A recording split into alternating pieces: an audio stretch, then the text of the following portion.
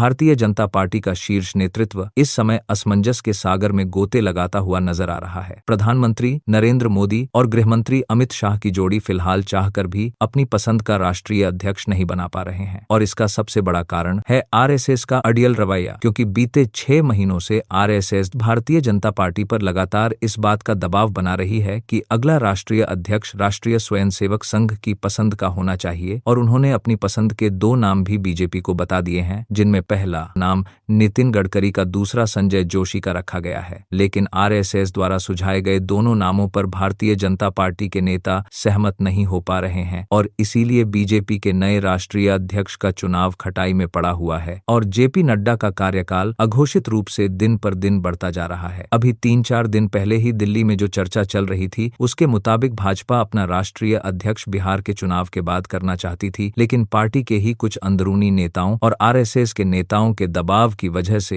Bharatiya Janata party में एक बार फिर राष्ट्रीय अध्यक्ष के चुनाव की सरगर्मियां तेज होती दिख रही हैं और जो चर्चा रविवार की शाम से तेज हुई है उसके मुताबिक राष्ट्रीय अध्यक्ष पद के लिए जम्मू कश्मीर के राज्यपाल मनोज सिन्हा को सामने लाकर आरएसएस का समर्थन पाने का एक दांव बीजेपी के आला नेताओं ने चला है। आपको यह भी बता दें, भारतीय जनता पार्टी के अगले अध्यक्ष को लेकर जो नाम पिछले 4 महीनों से चर्चा में थे उनमें सबसे ऊपर धर्मेंद्र प्रधान उड़ीसा, जो कि वर्तमान में कैबिनेट मंत्री भी हैं, वही दूसरा नाम राजस्थान के भूपेंद्र यादव, ये भी कैबिनेट मंत्री हैं, दावेदार के रूप में सामने रखा गया था। लेकिन आरएसएस ने दोनों नामों को रिजेक्ट करते हुए नितिन गडकरी और संजय जोशी के नाम पर दबाव बना रखा है। इसी वजह से पिछले 4 महीनों से बीजेपी के राष्ट्रीय अध्यक्ष का चुनाव लगातार टलता जा रहा है। पिछले महीने पाकिस्तान के साथ हुए युद्ध की वजह से भी भारतीय जनता पार्टी के राष्ट्रीय अध्यक्ष का चुनाव लगभग 1 महीना टल गया। अब चूंकि सरकार पाकिस्तान युद्ध से फुर्सत पा चुकी है, इसलिए आरएसएस